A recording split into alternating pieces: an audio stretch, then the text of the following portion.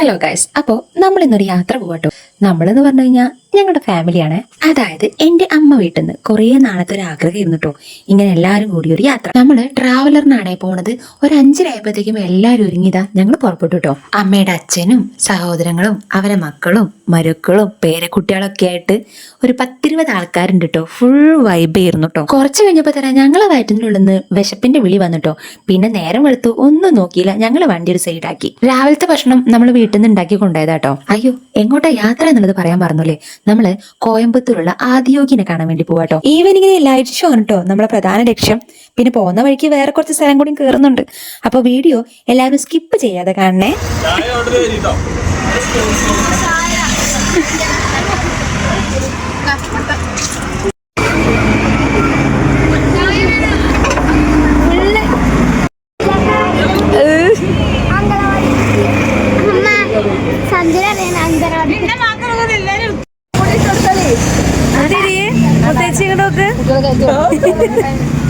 എന്റെ വീഡിയോയിൽ എന്നെ തന്നെ അല്ല അതുകൊണ്ട് ചെയ്തിട്ടില്ല.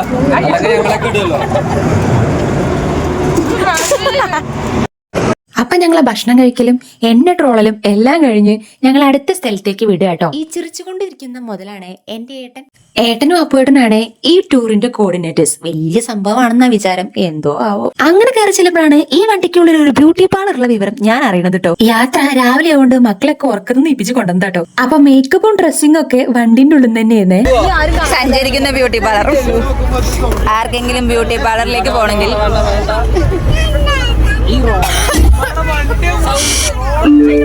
കളിക്കാനായിട്ടില്ലല്ലോ, കുറച്ച് സൗണ്ട് പറഞ്ഞു.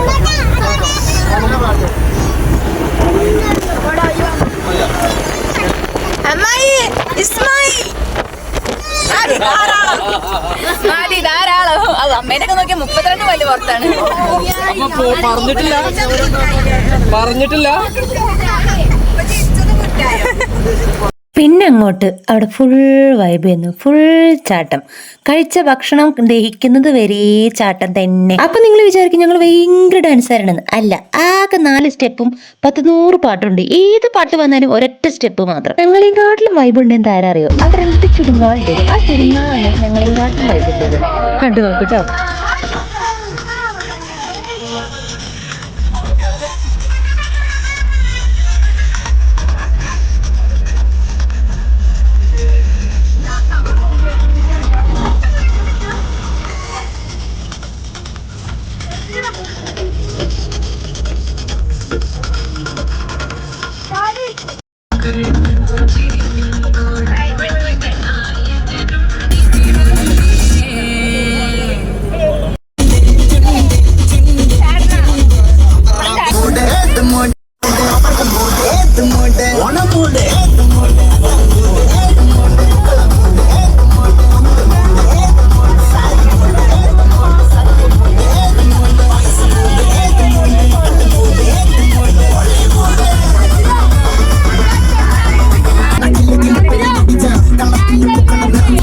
എവിടെ പോയാലും നമുക്ക് സെൽഫി മുഖ്യമാണുള്ള ബിഗിലേ. അപ്പൊ ഈ സെൽഫി എടുത്തോണ്ടിരിക്കുന്നത് ഞാനും വല്യമ്മേടെ മകളും മരുമകളും പിന്നെ എന്റെ നാത്തൂനുമാണ് കേട്ടോ.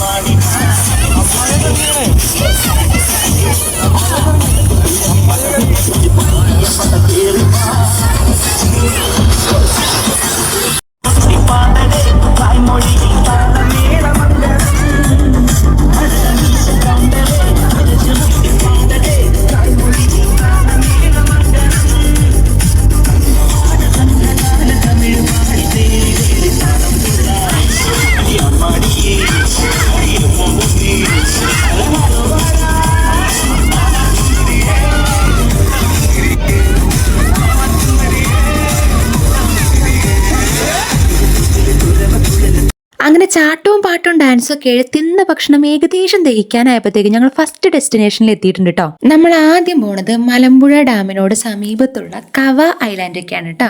ഞാൻ മലമ്പുഴ ഡാമിലേക്ക് വന്നിട്ടുണ്ടെങ്കിലും ഈ ഭാഗത്തോട്ട് ഞാൻ ആദ്യമായിട്ടോ പോണത്. പക്ഷെ നല്ലൊരു വ്യൂ ആണ്, രണ്ട് സൈഡും കാടും നടുക്ക് കൂടെ ഇങ്ങനെ ഒരു യാത്രയും നല്ലൊരു മൊമെന്റ് ആട്ടോ നമുക്ക് കിട്ടുന്നത്. അതേപോലെ തന്നെ നമ്മൾ ഈ ഒരു ഭാഗത്ത് കാണുന്ന ആ ലൈക്ക് ഉണ്ടല്ലോ, നല്ലൊരു വ്യൂ ആണ്. പക്ഷെ ഞങ്ങൾ പോയ സമയം ഒന്ന് വഴുകി. ഞങ്ങൾ രാവിലെ ഒരു ഉച്ച സമയത്തേക്ക് പോയത് ഒരു 11-11:30 ആയപ്പോൾ. അപ്പൊ നല്ല വെയിലിരുന്നു കേട്ടോ. പക്ഷെ എനിക്ക് തോന്നുന്നു ഒരു ഈവനിങ് ആയിരുന്നുണ്ടെങ്കിൽ നല്ല രസമാവും, ഒരു സൺസെറ്റ് പോലെ ആ ടൈമിലൊക്കെ പോവുകയാണെങ്കിൽ നല്ല രസമാവട്ടെ കാണാൻ. പക്ഷെ ഇപ്പോഴും വെയിലുണ്ടെങ്കിലും നല്ല കാറ്റാട്ടോ, നല്ല സുഖമാണ് അവിടെ നിൽക്കാൻ. ഒരു ഫോട്ടോഷൂട്ടിനൊക്കെ പറ്റിയൊരു സ്ഥലമാണ്.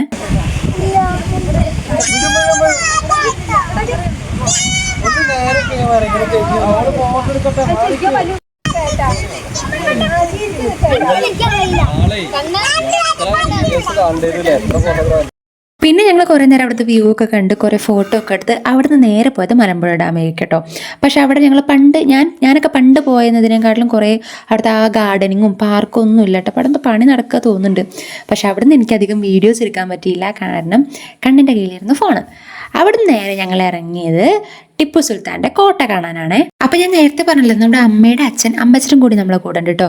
അപ്പൊ അമ്മച്ചന് കുറേ ദൂരം നടക്കാൻ കഴിയില്ല. അപ്പൊ ഞങ്ങൾ വീൽ ചെയറിലാട്ടോ അമ്മച്ചനെ കൊണ്ടുപോയത്. ഇവിടുന്ന് ഒരാൾക്കും കയറാൻ കഴിയില്ല അടച്ചാല്. അപ്പൊ എന്തേലും വെടി വെച്ച് കാണാൻ ആൾക്കാർക്ക് വരുമ്പോഴൊക്കെ അവിടെ കാണാം. വെടി വെച്ചിട്ട് നേരെ പുഴയ്ക്ക് കളക്ടറാണ്.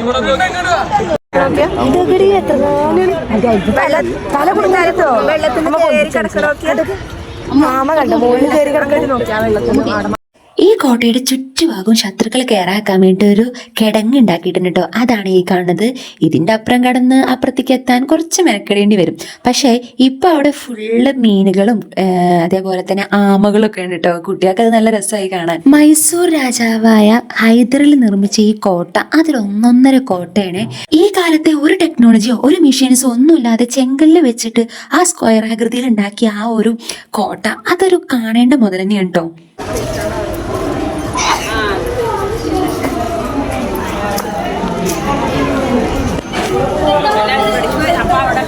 ഈ കാണുന്നത് കോട്ടയുടെ കവാടമാണ് കേട്ടോ.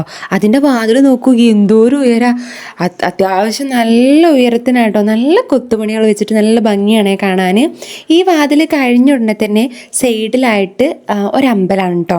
ആ അമ്പലത്തിനുള്ളിൽ പൂജയും പ്രസാദവും കുറേ ആൾക്കാർ അവിടെ ഇരുന്ന് ഭജന ചൊല്ലണതൊക്കെ ഉണ്ട് കേട്ടോ. അപ്പം ഞങ്ങൾ കുറച്ചു നേരം അവിടെ നിന്ന് ഞാനൊന്ന് വീഡിയോ എടുത്തു. അതിനെനിക്ക് ചീത്ത കേൾക്കുകയും ചെയ്തു. അപ്പം നൈസായിട്ട് ഞാൻ വേഗം അവിടെ നിന്ന് പോയി.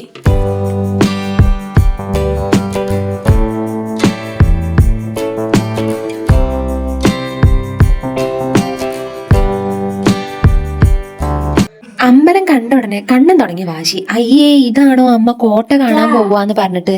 ഇത് അമ്പലല്ലേ ചോദിച്ചാണ്ട്. കോട്ടയിടാത്. ഈ മാവ് കണ്ടോ? ഒരു മാവിന്റെ ചില്ല വന്ന് മണ്ണിൽ തട്ടി അവിടുന്ന് വേറൊരു മാവായിട്ട് 2 മാവായിട്ട് നിൽക്കട്ടോ. നല്ല ഭംഗിയാണ് കാണാന്.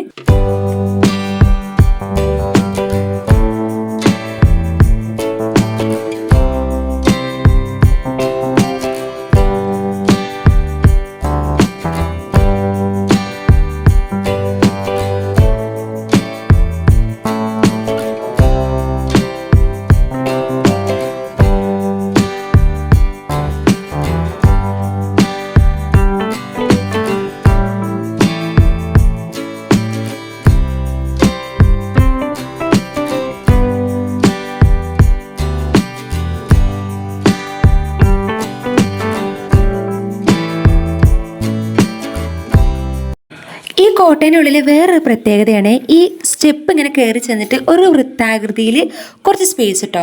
ഇവിടെ എന്താണെന്ന് ചോദിച്ചാൽ ഭടന്മാർക്ക് ശത്രുക്കൾ വരുമ്പോൾ അവർ കാണാതെ ഒളിഞ്ഞു നിൽക്കാനും ഇപ്പോൾ പീരങ്കിയോ അല്ലെങ്കിൽ തോക്കോ വെച്ച് അവരെ ആക്രമിക്കാനുള്ള ഒരു സ്പേസാണ്. ശത്രുക്കൾക്ക് അടിയിൽ നിന്ന് മുകളിലോട്ട് ആരൊക്കെ നിൽക്കുന്നുണ്ട് കാണൂല. ഇവിടെ നമുക്ക് നല്ല സുഖമായിട്ട് കാണും ചെയ്യാം. ഓരോരുത്തർ ബുദ്ധി പോയ പോക്ക് നോക്കൂ. ഞങ്ങൾ ഉച്ച സമയത്താണ് പോയതെങ്കിലും നല്ല കാറ്റുണ്ടായിരുന്നു കേട്ടോ. പിന്നെ ഏതായാലും പോയതല്ലേ, ഒരു വീഡിയോ എടുക്കാം എന്ന് വിചാരിച്ച് ഞങ്ങൾ അവിടെ തട്ടിക്കൂട്ടൊരു വീഡിയോ എടുത്തതാ കേട്ടോ. ഇങ്ങനെ ഞാൻ ആ റൗണ്ടാകുതി പറഞ്ഞില്ലേ, അങ്ങനെ 9 സ്ഥലങ്ങൾ മൊത്തം ആ കോട്ടേൻ്റെ അകത്തുണ്ട് കേട്ടോ.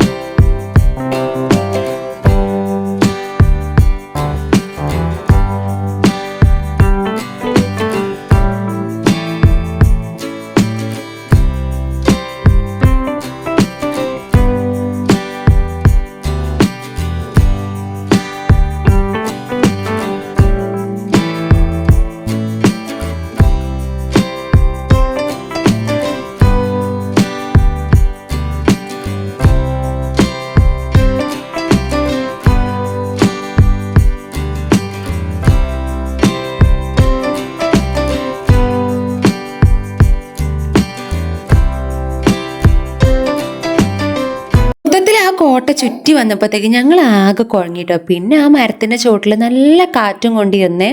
ആൽമരം എന്നിട്ടോ നല്ല സുഖമായിരുന്നു കാറ്റും കൊണ്ട് അവിടെ ഇരിക്കാൻ വേണ്ടിയിട്ട്. ഞങ്ങളെല്ലാവരും ഉണ്ടായിരുന്നുകൊണ്ട് ഒരു ഫാമിലി ഫോട്ടോ കാച്ചാം എന്നുള്ള ഒരു ചിന്തയിലായിരുന്നു കേട്ടോ ഞങ്ങൾ. അങ്ങനെ ഫൈനലി ഞങ്ങൾ അവിടെ നിന്ന് ഒരു ഗ്രൂപ്പ് ഫോട്ടോസൊക്കെ എടുത്ത് കുറച്ച് നേരം കൂടിയൊക്കെ അവിടെ നിന്ന് ഞങ്ങൾ അങ്ങനെ അവിടെ നിന്ന് പതുക്കെ പോന്നു കേട്ടോ.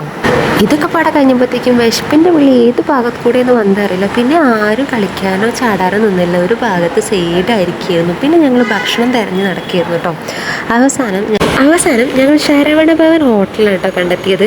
ഞാൻ വിചാരിച്ചിരുന്ന അവിടെ ഈ പച്ചരിച്ചോറ് മാത്രമേ ഉണ്ടാവുള്ളൂ. എൻ്റെ കഥ ഒന്ന് ഗോവിന്ദയൊന്നും എനിക്ക് ആ ചോറ് ഇഷ്ടമല്ല കേട്ടോ. പക്ഷെ ചെന്ന് കഴിഞ്ഞപ്പോൾ മക്കളെ ഫുഡ് അടിപൊളിയാണ്, ഒരു രക്ഷയില്ലാത്ത ഫുഡാണ്. നമ്മൾ ആദിയോഗീൻ്റെ അടുത്തേക്കാണല്ലോ പോണത്. അവിടെ അമ്പലവും കാര്യങ്ങളൊക്കെ ഉണ്ടാവുകൊണ്ട് നമ്മൾ ആരും നോൺ വെജ് കഴിച്ചിട്ടില്ല കേട്ടോ. നമ്മളെല്ലാവരും സാധാ ചോറും കറിയാണേ കഴിച്ചത്. കുട്ടികൾക്ക് മാത്രം വെജിറ്റബിൾ ബിരിയാണി വാങ്ങിക്കൊടുത്തു. ഞാൻ പൊതുവേ ഹോട്ടലിൽ നിന്ന് സാധാ ചോറാണ് കഴിക്കണത് വെച്ചാൽ അതിൻ്റെ കറികളൊന്നും വല്ലാതെ കൂട്ടലില്ല കേട്ടോ, കാരണം ഒരു ടേസ്റ്റ് കമ്മി ഉണ്ടാവും. അതേപോലെ തന്നെ നമ്മളെ പായസവും ഒരു രസമില്ലാത്ത പായസം ഉണ്ടാവും. പക്ഷേ ഇവിടെ ശരവണ ഭവനത്തെ ഭക്ഷണം ഒരു രക്ഷയില്ല, സൂപ്പർ ഭക്ഷണമെന്ന് ഞാൻ നല്ലോണം കഴിച്ചിട്ടോ. ഹോട്ടലിൽ നമ്മളെ ക്യാഷ് കൗണ്ടറിൻ്റെ അവിടെ ഉണ്ടായിരുന്ന വസ്തുക്കളാണ് കേട്ടോ ഈ കാണുന്നതൊക്കെ. എന്ത് ഭംഗിയാണ് കാണാനല്ലേ, നല്ലൊരു ക്യൂട്ട്നെസ്. അപ്പോൾ അങ്ങനെ ഞങ്ങൾക്ക് ഇനി കോയമ്പത്തൂർക്ക് ഇനി ഒരു 35 കിലോമീറ്റർ പോകാനുണ്ട്. അപ്പോൾ ഞങ്ങളെല്ലാവരും ഭക്ഷണമൊക്കെ കഴിച്ച് വണ്ടിയിൽ തിരിച്ച് കയറിയിട്ടുണ്ട്. എല്ലാവരും ഭക്ഷണം കഴിച്ചതിൻ്റെ ആ ഒരു മാളിലാട്ടോ. അപ്പോൾ ആർക്കും വലിയ ഒച്ചപ്പാടും ബഹളങ്ങളൊന്നും ഇല്ലായിരുന്നു. അപ്പോൾ ഞങ്ങൾ നല്ല മെലഡി സോങ്സൊക്കെ കേട്ട് ചിലർ ഫോണിൽ കളിക്കുന്നുണ്ട്, ചിലർ കിടന്നുറങ്ങുന്നുണ്ട്. മക്കളധികം കിടന്നുറങ്ങി. അപ്പോൾ ഞങ്ങളൊക്കെ അങ്ങനെ ഇരിക്കുകയാണ്. അപ്പോൾ വീഡിയോ കുറച്ചധികം ലെങ്ത് ഉണ്ടെന്ന് എനിക്ക് അറിയാഞ്ഞിട്ടല്ല. അപ്പോൾ ഇനിയും കുറേ പാട്ടുകൾ കുറേ സ്ഥലത്ത് പോയതൊക്കെ കാണിക്കാനുണ്ട്. അപ്പോൾ ഈ ഒരു വീഡിയോ ഞാൻ ഇതോടുകൂടി നിർത്തുകയാണ്. അപ്പോൾ പാർട്ട് 2 അധികം വൈകാതെ നാളെ തന്നെ അപ്ലോഡ് ചെയ്യുന്നതാണ് കേട്ടോ. അപ്പോൾ ഇത്രയും നേരം കണ്ട എല്ലാവർക്കും താങ്ക് യു സോ മച്ച്. അപ്പോൾ അടുത്ത വീഡിയോ ആയിട്ട് വരുന്നവരെ ബൈ.